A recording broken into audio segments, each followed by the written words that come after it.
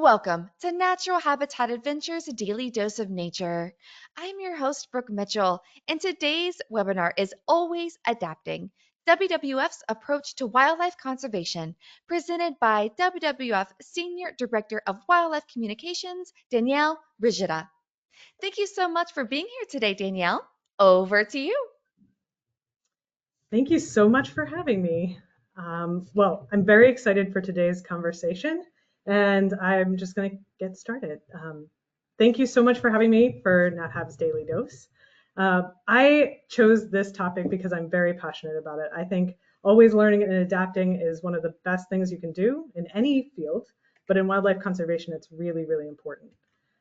So I'm just going to quickly go into a little bit about me, just so we can get to know each other. So I started working at WWF about 3 years ago, and where I came from, I've always been obsessed with wildlife. I kind of took this job hoping I would get to talk to wildlife, actually, and no, I'm kidding. But I really have always loved wildlife. It's been a huge part of my passion and just work, no matter what I've been doing.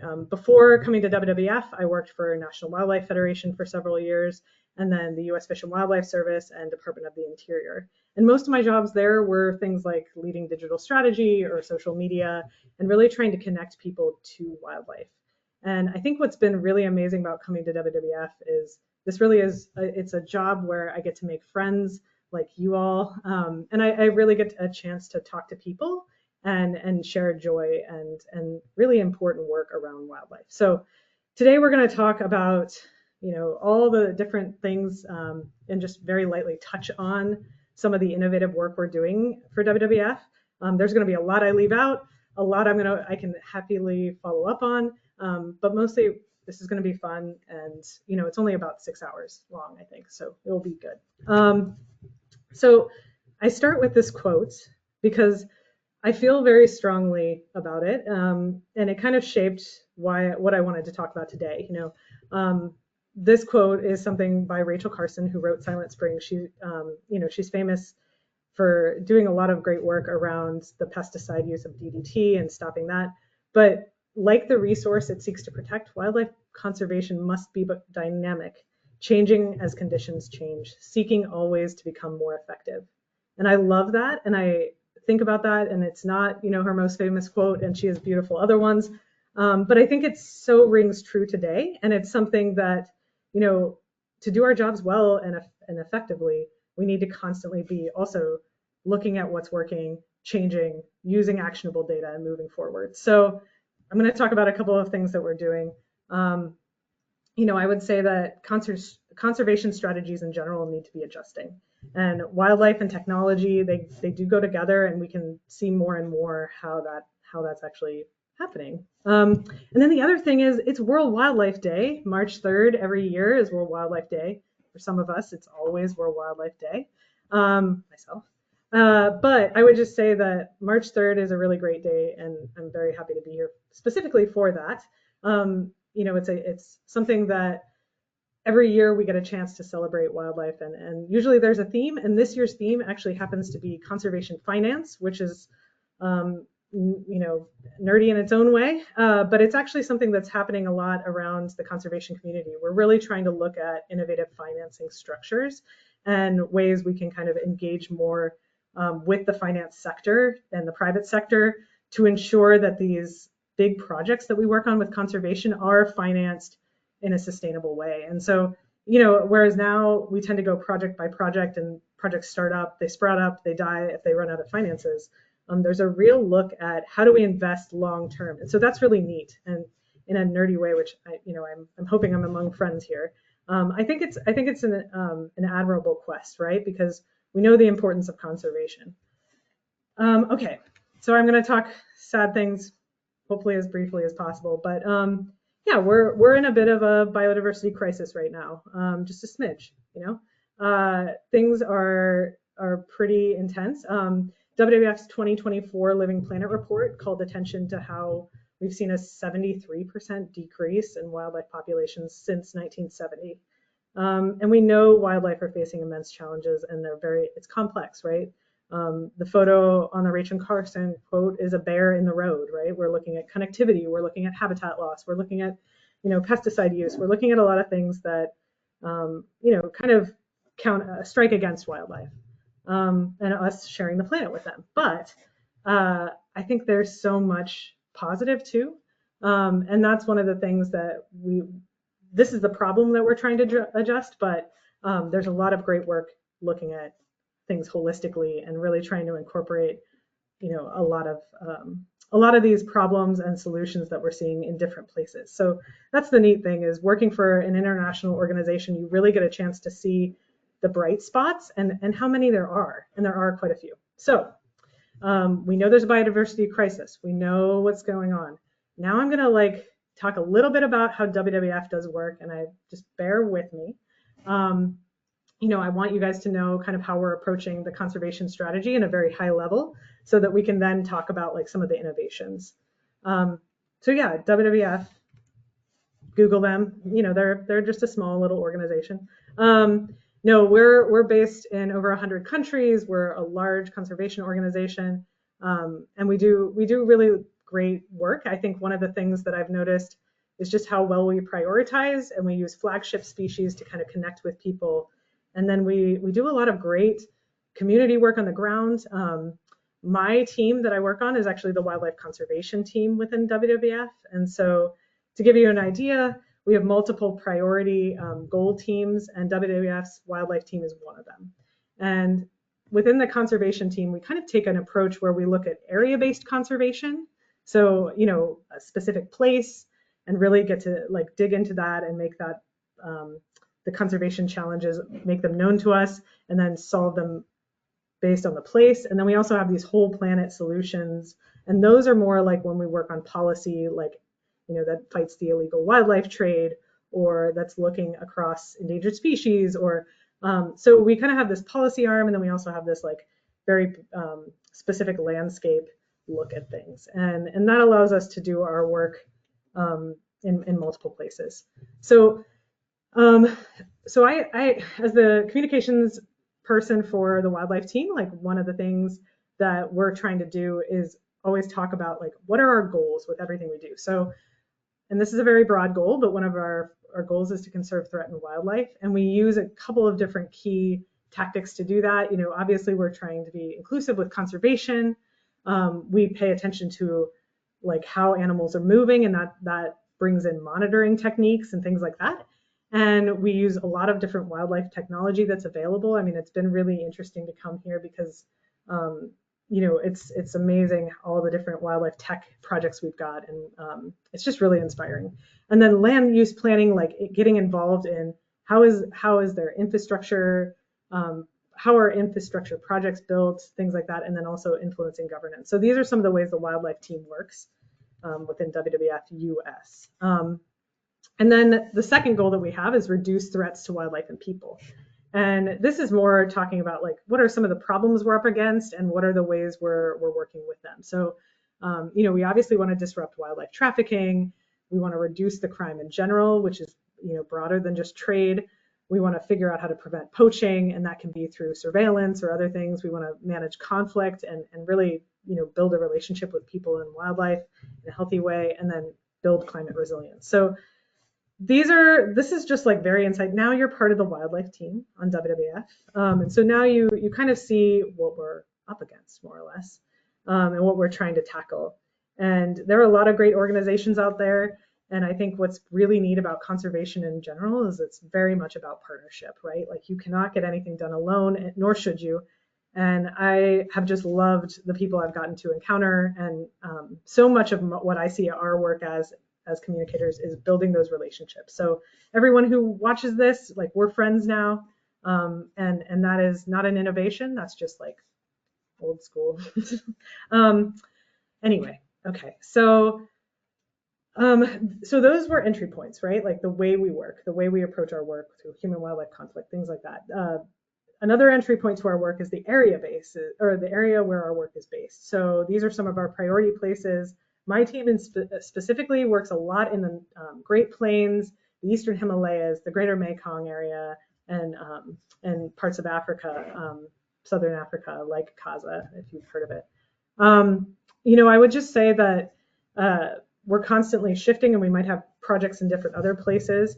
But if you really love a certain landscape and we've got work going on there, that's another entry point to what we're doing. And then the third one is, and I mentioned it earlier briefly, are these flagship species that my team really focuses on, the wildlife team. And so we're looking at a lot of megafauna, a lot of charismatic megafauna. But that being said, they're specifically chosen so that they're, helping other species, helping livelihoods, more or less already loved in some way. So we're not always convincing people, but at the same time, like, it's always about innovating and adapting. And so, going back to Rachel Carson's quote, these priority species allow us to really connect with a lot of people. So, all right. So, okay, we're going to get into some kind of fun stuff now, I'd say. So this is a Himalayan marmot, by the way, and I just felt like it captured exactly what I wanted the rest of these slides to be for us. But, this is an animal the size of a house cat, and it can live in the Himalayas and, hold its own. So always adapting. All right. So one of the cooler ways that we've been working for actually now over or about 10 years is we're adjusting some of the monitoring methods that we do, and how we monitor wildlife. So you probably know you can't protect what you don't know. And a lot of what's become very important for wildlife biologists and others is just what's going on in a region, monitoring the species population, seeing the health of things. We talked earlier about a biodiversity crisis. And I think a lot of times people forget that biodiversity kind of stands for three different things, right? So yes, it's actual, like, the diversity of species. So, like, do you have a big cat? Do you have, like, a fish? Do you have a bird? But then it also stands for genetic diversity. So, like, are there enough big cats so that the big cats in the area breed and it's not an unhealthy thing? And then it also stands for ecosystem diversity. And so when I'm talking about monitoring methods today, it's going to be largely around species diversity. But the neat thing is we're doing a lot of different monitoring methods and with the technology becoming more affordable and things like that, we can see that even more, and we can kind of branch out even more. So I'm sure you've probably heard of DNA through some of the crime dramas, and everyone's heard of DNA, but but maybe you've not heard of environmental DNA. If you're in this space, you probably have, but if you are not in this space, I was just talking to a friend of mine who's she's more of like the health scientist, and she had no idea what I was talking about. But if you work in conservation or if you work with wildlife, a lot of times, or nature in general, you might have heard of environmental DNA. So really what it kind of stands for, or what we're doing with environmental DNA, is we're picking up on the feces, skin, hair, bits of the animals and what they naturally shed in the environment. And we're picking it up by sampling. In the case of my team, we sample mostly water, but you can actually pick up environmental DNA through soil, through snow, air. There are a couple of different techniques. And what's neat about this is the way you collect these samples, and a single sample could carry genetic code from tens or even hundreds of animals. And so this is Arnaud, one of our scientists, and he's actually, sampling from a stream. He runs that for about an hour, and then he'll take it back to the lab and process it and, assess the genetic code and see what species there are. And so for the past 10 years, he's been doing this, right? And over that time, we've built a genetic library, or like reference database, and a lot of other organizations and people do it. And so they're contributing to this larger database that allows us to really actually see what's in an area. And so you hear about things like the biodiversity crisis, and you're like, oh my gosh, how do you even measure, like, how do you know if it's in crisis? Because you can't just like stick a thermometer in the air and be like, well, there's one less species. So, and that's the thing, is like, for species to survive, it's a complex network of things. And so with monitoring, we also have this issue where, like, what do we know? And how do we, and the nice thing is with something like eDNA, you can really actually get some non-invasive data. Like, we're not scraping the animal for genetic material or collecting its feces, we're really kind of like not bothering it at all and seeing if it's in this place. So I think there's a lot there. So going to, just to give you an example, so one of the other things that we wanted to do was see, okay, we have camera traps. We know we can, decide what animals in an area with a camera trap, right? How does that compare to eDNA? And so we actually did a study in 2018 and 19 where we have one of our scientists who's been doing camera trapping for about 8 years in British Columbia. And, he was putting camera traps like both inside and outside of this park. And it's a well-used park. And so he was picking up all sorts of people and animals, and it was just kind of a fascinating camera trapping study. And what we decided to do was sample 36 take 36 samples of water from that area and then compare how does the camera trap, what does that collect? And what about the wildlife? And I think it's a really neat thing to do. And, it's certainly exciting to see what we came up with. And I know this would not win any slide awards. But if you look on the left side, you can see, so actually the camera trapping picked up the larger canids, or the larger like cats and wolves and bears and things. It was pretty good at doing that. The middle part is both of them combined. So like using a bit of camera trapping, a bit of eDNA collection. And then on the right, you've got, actually eDNA picked up way more mammals. But the bigger stuff it didn't really pick up. So that was kind of interesting. And you've got to consider a lot of different things, right? Like how free, like the water flow, things like that. How likely is, a mountain lion going to use this river? But it was kind of a fascinating thing. We also found out that like sampling lots of water from two of the big streams was a more efficient thing than sampling lots of little small streams. So, and what this allows is it just saves scientists time, right? Like, so instead of going to all these tributaries and collecting a lot of data, they were able to like just go to these 2 streams and collect a bunch. So it was a really interesting study. And I think it also just allowed us to see, okay, these 2 things really complement each other. And I think that's why I wanted to talk about adaptation or talk about like innovating. It's not leaving everything behind, because we certainly have some rooting in the past of what works and what doesn't, but really kind of incorporating as much as we can. And anyway, so I want to talk a little bit also still about eDNA. I'm so sorry. This is like an afternoon and I'm going on and on about eDNA and showing you slides that you can't possibly read unless you're subhuman. But I did want to talk about what's going on in Bhutan as well, because I think it's very exciting. So, the country of Bhutan has been a great leader for embracing eDNA. Obviously, the landscape is quite rocky and challenging, even dangerous to monitor. So when it comes to collecting and wildlife monitoring information, or like any kind of wildlife information, eDNA really offers something for them.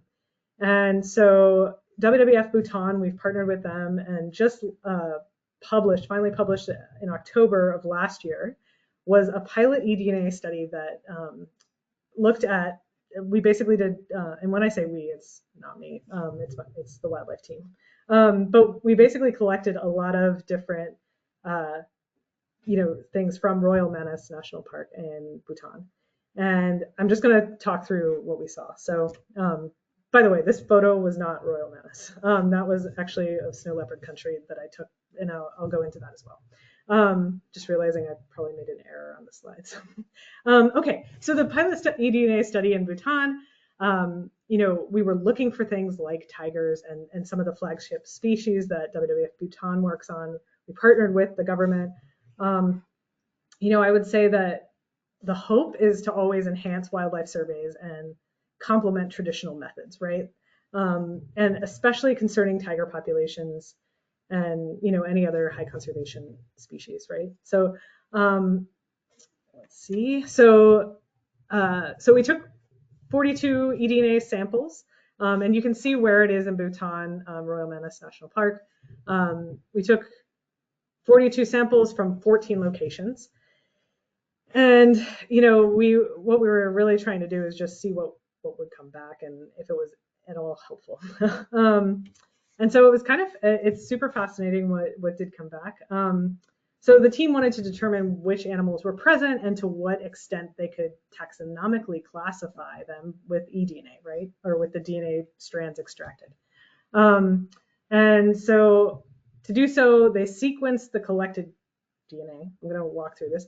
And from the results, they determined what taxonomic level the sequence could be assigned. So was it species, genus, or higher, based on the quality of DNA they collected. And so from this analysis, the scientists were able to identify 325 unique taxa, 131 mammals, 119 birds, 52 fish, 20 amphibians, and 3 reptiles. So that's kind of cool. And then going a little bit more, they wanted to find out with eDNA extraction how we could reliably find species of interest in particular. So to do so, they analyzed the differences in species recovered from the different water samples. So they basically looked at rivers, tributaries, and they found that they yielded 4 times more species than from rivers and moving water than they did from stagnant water. And so that's kind of interesting. And then, I think one thing that they encountered while they were doing this pilot study was that the reference database, so basically you're getting like a bunch of information and you have to like reference, do we have this species in the bank? And what they found was that it was incomplete. So, but they were able to identify a total of 134 individual species. So 16 fishes, 7 amphibians, or fishes, 51 birds, and 60 mammals. And of these 134 species, 33 were on the IUCN list of threatened species. So it's just very interesting. Like thinking through, to get this information, it would be hours and hours of camera trapping. It would be hours and hours of just what we were, constant kind of upkeep, waiting months and months to get this information. And, eDNA is still a bit slow, but it's getting quicker all the time. So it does take time to like actually process this data. But you can see some of the species that are detected. We found the tiger, the white-bellied heron, which is like a very rare bird in Bhutan, red panda, things like that. So it just gave us a good idea of how it could complement some of the other ways we're collecting information. So then luckily, so we also were like, okay, well, snow leopard, obviously we were in southern Bhutan, but we know Bhutan has the snow leopard. And so one of the things that we were thinking is, it'd be really interesting if snow leopard, because we know that eDNA isn't always picked up by the cat as well, the large cats, because they're not spending time by the water that much, or they're not in the water as much, with the exception tigers will. So, and jaguars, of course, but in this case, we were trying to see, okay, will we collect snow leopard data? And I will tell you right now, we don't have the results, but I went with a team in June, and this is Arnaud and Kinley from WWF Bhutan, and we basically sampled a lot of rivers or we sampled one river both at a low point and at a very high point where snow leopards are actually found. And we're going to compare those results because we're curious if we don't get the snow leopard even in the high altitude, then it might make sense to just sample from where it's accessible and easy for the forest department or others to sample. So we're going to compare the species we find in the high altitude and the lower one and just see what we can come up with. I think what's really neat is like in the eDNA pilot study, we found more species, families, orders, and IUCN threatened species than Bhutan's National Camera Trap Survey of 750 cameras. And we only took 42 eDNA water samples. So it's kind of a neat thing. It shows that we're innovating. It shows that, if you're trying to prove biodiversity, eDNA is an interesting way to do it. And it's one that we're paying attention to, right? So the other cool thing, or nerdy thing, and maybe this is too late in the afternoon to go into it, but I'm doing it, is that we're looking at, so our scientists have kind of paid attention to, everything that's going on in the world and how we are really trying to analyze biodiversity and come up with a plan around, how are we going to protect biodiversity per country, right? So Bhutan is really ahead of the game in that they've actually started mapping out. They're very interested in doing a national framework for eDNA, and mapping out how they could sample their country and then have a baseline bit of information around that. And I just think that's super exciting. They've actually developed a lab that's launching in April, for eDNA specifically, and they're really interested in using this cost-effective tool to understand their biodiversity, which is just really neat. WWF at large, we're trying to figure out ways we can continue to implement and or roll out other eDNA projects. We have multiple across the world already, but how can we actually set up something that other countries could then employ to monitor their biodiversity? So this is just one example of how we're kind of rolling out innovation. And Arnaud Liat, our scientist, he's the true expert, but he's totally made a follower out of me. And thinking about this work, talking about this work, and then getting to be a part of the collection process has been really helpful. And just socializing it is something that we kind of want to continue doing. The other neat thing about eDNA is that we hope that it can help us find some of these rare species, and implement conservation measures that can help us learn their behavior even more, in a way that makes sense. So that's eDNA. It's fun stuff. Hopefully you feel fondly for it after that, or you like it.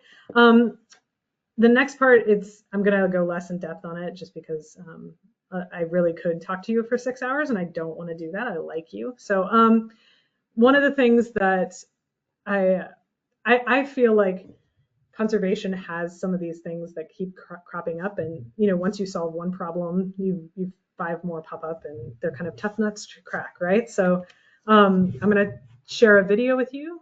Hopefully it'll play. Black-footed ferrets are these masked bandits of the prairie, slinky-sized stealth prairie dog killers that are also curious and fun and lively. I love that despite all odds, they survive when given the tools to do so. There are fewer than 300 ferrets in the wild today. The recovery goal are 3,000 ferrets, so we have a long way to go. Technology has an important role in helping us find needles in the haystack, like ferrets in these large prairie dog colonies. It's not necessarily physically possible to scan those areas on foot. We are hoping that by bringing in thermal cameras, we can help increase our ability to find this endangered species in the wild, improve our estimates that contribute to those national recovery goals, and bring tools to areas to help them fill in the gaps where they're not able to cover in person. All right, so basically, if you're not familiar, the black-footed ferret's one of North America's most endangered mammals. And they're so stealth, they were actually thought to be extinct. We didn't know for years. We've rediscovered them. So obviously tracking them, catching them. Christy, who was featured in that video, is one of my colleagues who works on my team, and she's so passionate and she believes in it so much, and she is willing to do any innovative, technologically savvy thing she can to help these animals. So that's an example where we're using thermal imaging to try and track them and pay attention to them, because they are active at night, they're small, it's challenging to find them. And so this is just an example of one of the ways that we're kind of paying attention to the ferrets. And so I will skip to another example, another thermal imaging example. And this is actually up in the left-hand corner is my colleague, Eric. And he's holding a FLIR camera, which is something that we kind of introduced. It's a partnership that started in 2016, but it's continued to progress. And I believe they're honestly wrapping up work because they've had such a successful time with using these FLIR cameras to help identify poaching issues and sealing issues in general. And so it's been kind of interesting to watch. I think over the span of 4 years or something, they caught over 250 poachers. But honestly, my favorite part about the story with FLIR is one. So this is Solio Game Reserve, by the way, featuring rhinos in Kenya. So you can kind of see what the rangers might see as they're observing things. And they really, like, these cameras have provided such a great anti-poaching kind of push. But on top of that, I loved, there was this story, when asking Eric what surprised you about this project, he was like, one of the surprising things was there was a donkey theft that was captured using the FLIR cameras, and rangers were able to identify it, this donkey theft, through the FLIR parameter system. And they were able to engage with the community, and the community saw the benefit of having this type of security system. And they really saw the value in working with the rangers too. So it helped Kenya Wildlife the Wildlife Service. And it also, like, it just proved that there was actually value to the community. And so it gave more of a reason for them to continue it, right? So, and I think there was another incident, like a hit and run incident and property damage. And again, they were able to work with the Kenya Wildlife Service and figure out what happened. And so the community saw the value of that. And I just think that's a neat example. And it shows that, like, that is a huge part of what we need to do to be successful, and how what lasts is bridging these gaps between conservation and community, which I think we all agree with. This one is very near and dear to my heart. I call it an innovation, but it's really just, it's more partnership stuff, which I could probably spend an entire time talking about, just amazing partnerships and people working together to save these animals, because I think that is so inspiring. But, for bison in the Great Plains in particular, but across North America, last June, we signed a charter with the Intertribal Buffalo Council, Native Americans in Philanthropy, the Nature Conservancy, and the Nature Conservancy to create the Tribal Buffalo Lifeways collaboration. And it's something that, normally, like, it seems like disparate groups, but we all bring a certain cachet, a certain, like, bit of information. It's a Native-led effort to establish tribal-led buffalo programs for generations to come. So we're trying to really create, well, let me just say, we recognize the intrinsic value of bison restoration on native lands, and not only for cultural and spiritual rejuvenation, but also for ecological restoration and economic development. And so we're really hoping by stabilizing and expanding bison programs, and there are, ITBC, for example, has over 85 member tribes who have bison or who want to have bison on their land. So we're really trying to add power behind that and just expand bison programs in general. And we see the value being economic, we see the value being cultural and spiritual, of course, and bringing back bison will, I think, hopefully help with reconnection and healing for that entire thing. So it's a beautiful project, and it's been really inspiring to work on. And already, even though the collaboration formed in June, we've already kind of worked on acquiring land that eventually will be transferred over to tribes of that area. And, the hope is that we see maybe not a doubling of bison, but that we'll see an increased number of bison that are, on native lands. So it's a great project, and it's something that is unique, and WWF hasn't really done a ton like that at that scale. All right, so with tigers in general, WWF is certainly very passionate about the tiger work. And on Earth Day of last year, we did something that, going back to sustainable finance, which we talked about when I first started, which really kicked us off to the most exciting thing. This actually is exciting. Back on Earth Day 2024, the Royal Government of Bhutan hosted the Sustainable Finance for Tiger Landscapes Conference. And it was entirely meant to figure out how can we really fund these landscapes so that it's beneficial to the people, to the tigers. And it was co-organized by another partnership that's really amazing, which is the Tiger Conservation Coalition. And it's all these groups that have been working together.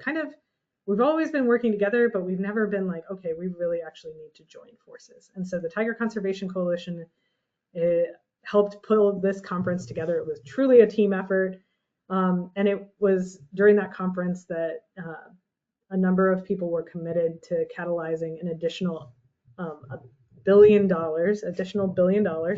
to conserve tigers in their landscapes over the next 10 years. So this goes to the sustainable financing side of things, where really to make any conservation thing last, like we do need to think about like how will there be a continued amount of funding coming in. And so this particular conference, the Queen of Bhutan was there. There were a lot of amazing people just kind of coming together and figuring out what can we do for tiger landscapes in particular. And yes, the tiger is the face of the conference, but as we know, when you protect the tiger, you protect so much more. So it's a cool project. And all these things, I can send you way more information in depth, but I really don't want you to pass out from exhaustion of me talking to you.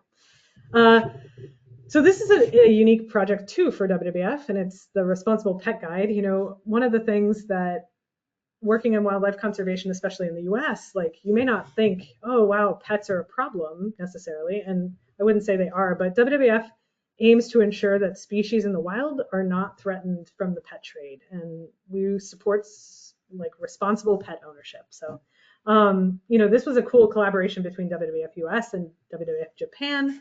And this Responsible Pet Guide is really meant to help people who want to know, should I get this exotic pet? Like, what are some considerations? And so we look at, you know, the conservation considerations, legality, human and public health, invasiveness, animal welfare. And I don't know if you guys follow social media like Fish and Wildlife Service, but just recently they were posting about goldfish the size of like your, you know, your face. And yeah, when people release their pets or when they're, they may not even know the impact that they're having with their pets. And so this is a unique endeavor just to try and give people the information if they want it. Obviously, WWF just wants to provide it for people who are looking to change and looking to do things differently. Okay, I want to tell you a cool story.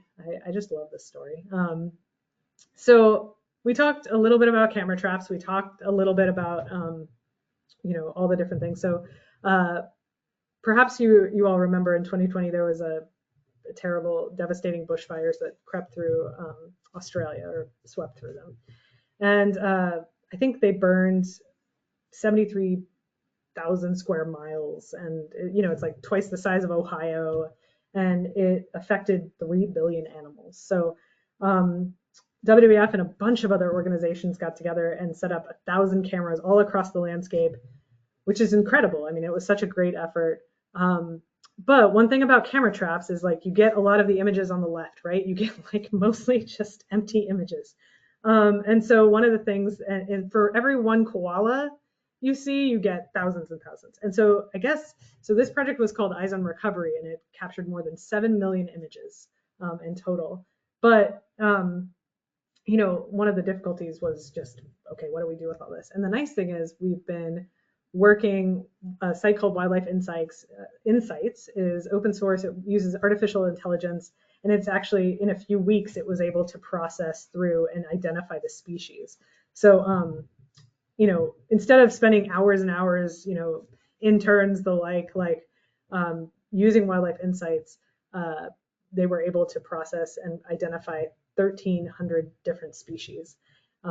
From the 7 million images they collected. And yeah, it's just crazy. I'm sorry, Wildlife Insights can identify a ton of different species. I think what they ended up identifying in several weeks was like over 150 in Australia in particular. The one thing I will just say, so the importance of it being quick. So we could have collected 7 million images, but the importance of it being quick is actually a huge thing here, which, you know, you're talking about species that are easily affected. And this right here is an endangered greater glider. It's adorable. It looks like a living Furby. But apparently a third of their habitat was burned in the fires, and including their tree hollows, which can take a ton of, like, hundreds of years to form. And so as an emergency measure, WWF Australia and partners installed a bunch of artificial nest boxes and monitored them using the cameras that were all set up where the gliders were.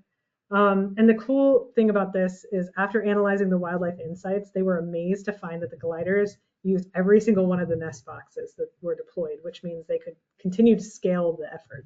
So I think what's amazing about some of the innovations that are happening in AI, controversial as it is, like, and it needs to be, it's one of those things where it can be helpful to process things in a timely manner and get real conservation action.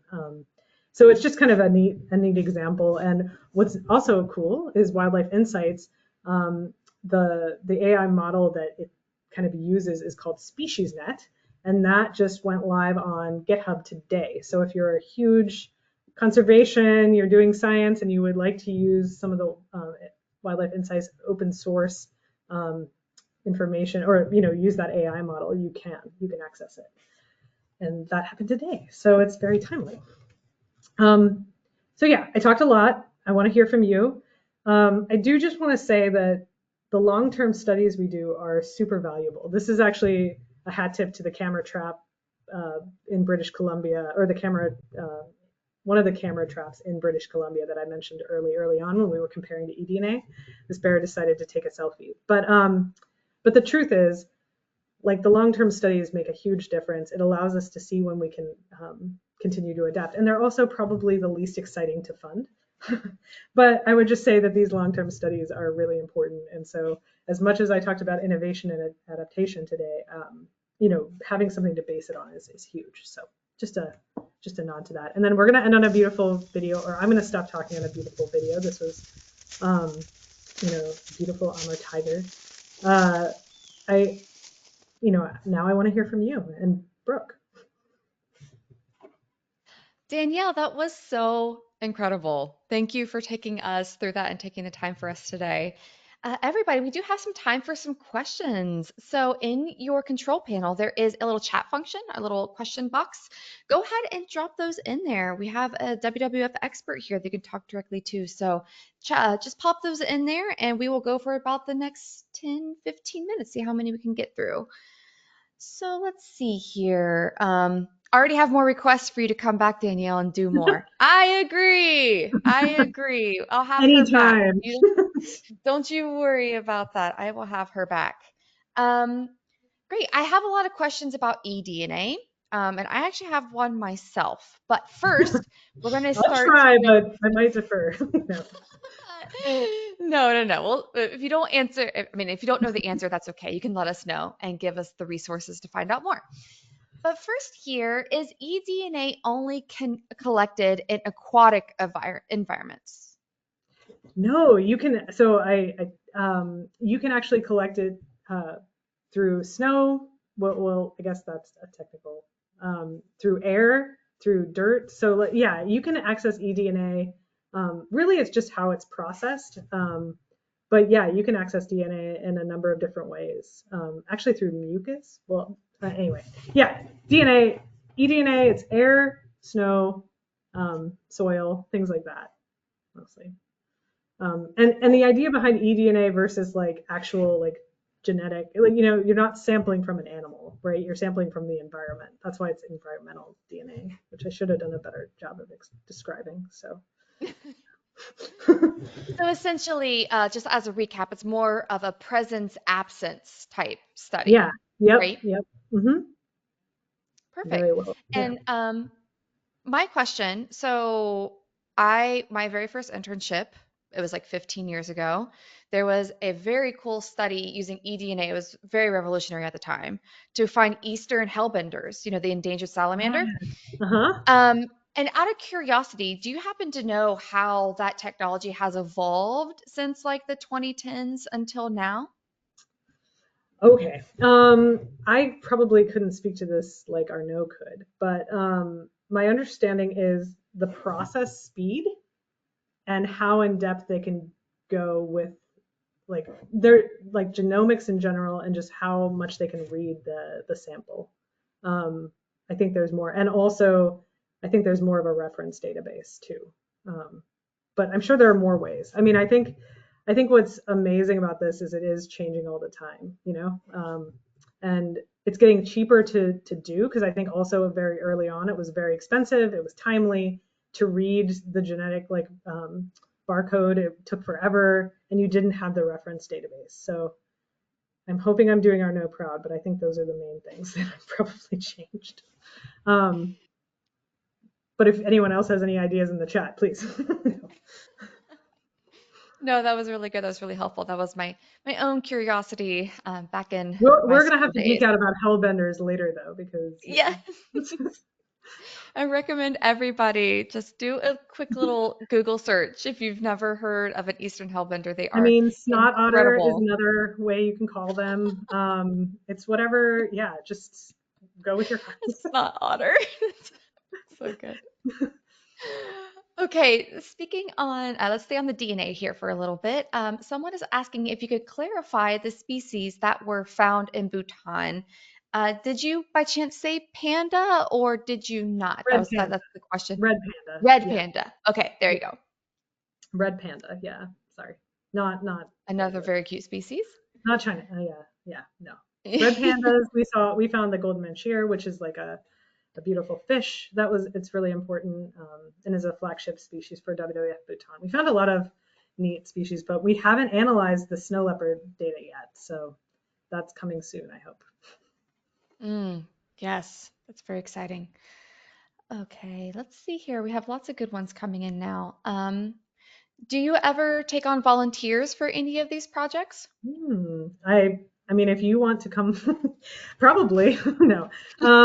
It's funny. Like we should, but I don't know. I don't. I think probably legality wise, we could talk about it. Okay, awesome. And it might be a good search on the website. Yeah. But okay, let's see here.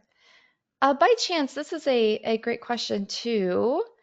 Um, with the projects that you know of or help manage and spread the communication of, is acoustic listening one of them? Yeah, so I was planning on talking actually about we're exploring some acoustic listening. One of our scientists, and he's listening. So some of the species, especially the arboreal ones, so like gibbons, are challenging because they don't often come on the ground. So camera traps, it's just really hard to ever catch them. So acoustic listening is a great alternative, and so we're exploring a couple of projects there. And I was going to talk about that and. Yeah, happy to go into it more, but acoustic listening has a lot of potential, and I think it's super fascinating, and especially when you're thinking about biodiversity monitoring, like that is a great tool to have in your toolbox. So very Could supportive you of actually go using. ahead and could you elaborate a little bit more for those who might not have heard of this technology? Oh, I'm sure. Yeah. So acoustic listening, I mean, you're talking about like how to do it, or like there's technology to do it. Any. Yeah. Um, yeah, I mean, basically, like depending on what you're trying to listen for, you can get a device that will record for many, like similar to a camera trap, like it might record sounds for a certain period of time, but it's getting with memory and things like that. You can actually record for a really long time and then go back and analyze, the different sounds and identify species and things like that. One of the ones that I first remembered doing it with is like I think it was Anabat with listening to bat species, because and you can identify like different species there. But yeah, I mean it's up and coming. There are multiple devices, and I think overall it's just about placing a recording device essentially. And I think with that, you want to be very particular. You want to know where the animal is, so you're picking it up.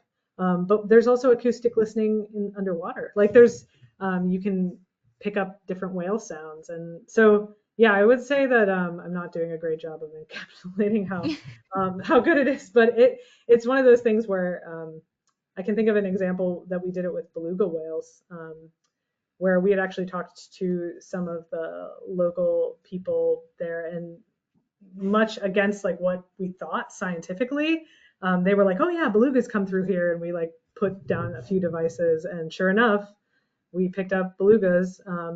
So yeah, I think rather than going into like what specific technology you can use, just knowing that as these devices get cheaper or more affordable, and their battery life lasts longer, like it's amazing what you can pick up. So Yeah. you'll be hearing more from me on that.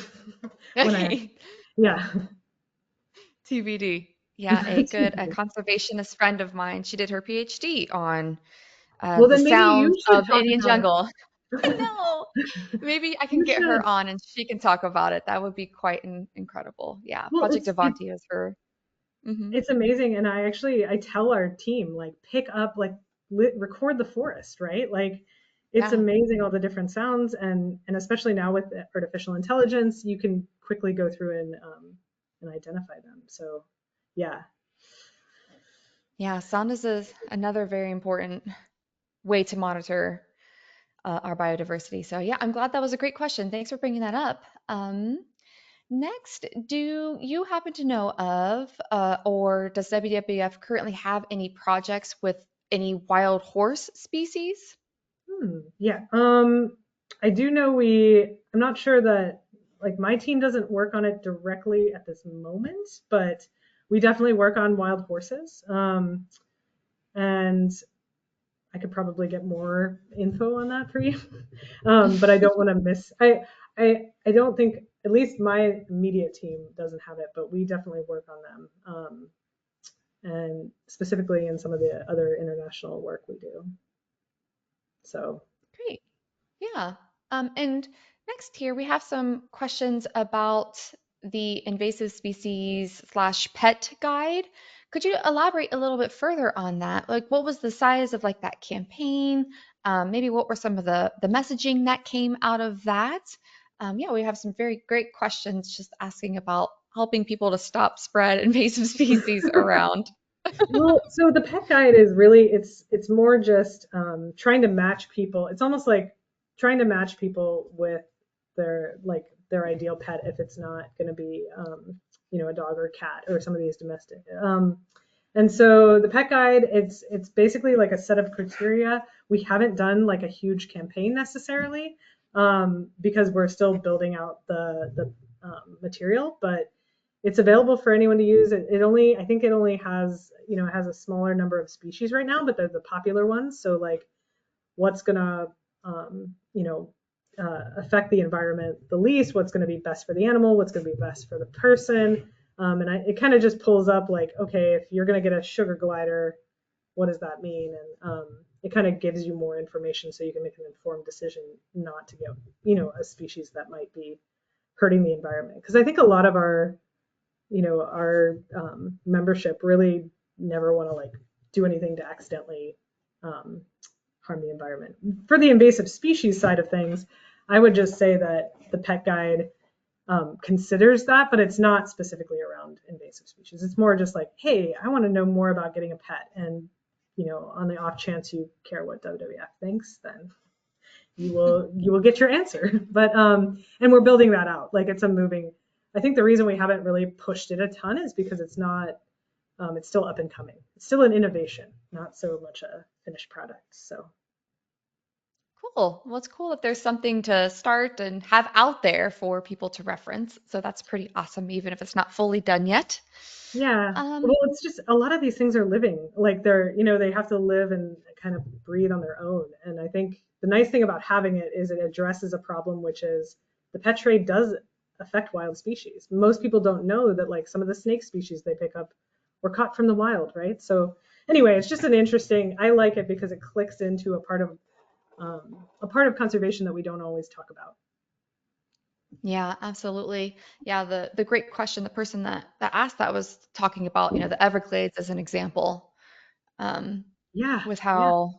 how released pets have devastated that incredible ecosystem. So that was a great question, great example.